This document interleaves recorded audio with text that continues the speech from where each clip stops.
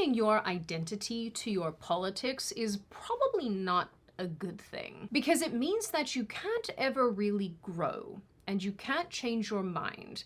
Because if you do either of those things, well, that is an affront to you as a person. Many formerly leftist friends that I had being the operative word, of course, would quite literally not look at any information that might prove them wrong. And when they did, they'd instantly question the validity of the source, declaring it untrustworthy, rather than contending with the information presented. Now, to be perfectly fair, this is not just a left-wing thing. This absolutely happens to people all over the political spectrum, including those of us on the right.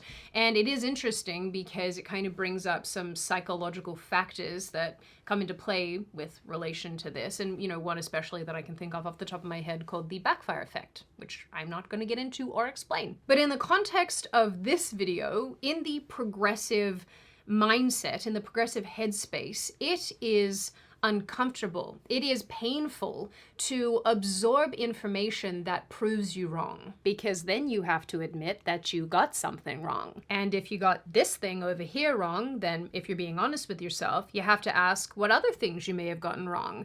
And as you slowly pull the threads of your ideology and your belief system and whatnot, it starts to unravel as you realize that maybe the things that you thought weren't accurate in the first place. And as it unravels more and more, your entire belief system crumbles because it was never built on any meaningful foundation.